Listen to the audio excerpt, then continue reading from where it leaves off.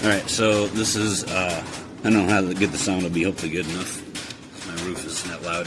This is for this oscillating tool, the Obiokay brand. Right now I got an actual branded battery in there. See if it works just fine. I don't have the blade in there yet.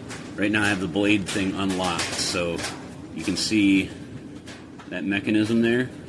We're going to take our blade, we're just going to slide it up in here.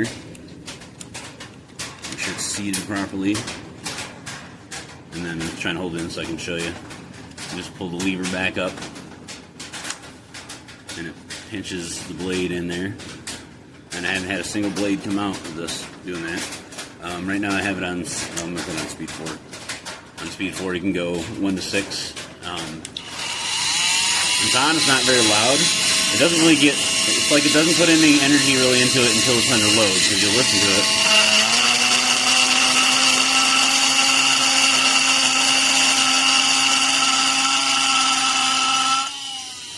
Seems like it throttles it up when you go to use it.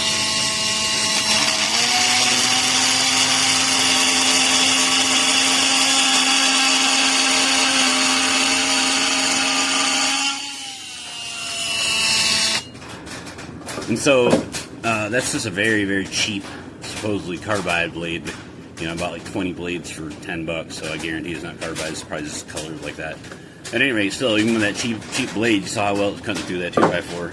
And I wasn't really even pushing that hard.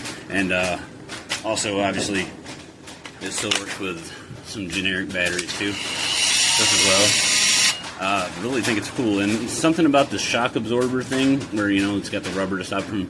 That works better. It doesn't bother my wrist nearly as much as my plug-in version does, and that's actually a pretty awesome feature. So I really like this. Plus, it has a light. I'm not really sure how helpful the light is, but I guess it might be helpful. Overall, it's way better than my plug-in one, which is like the brand name.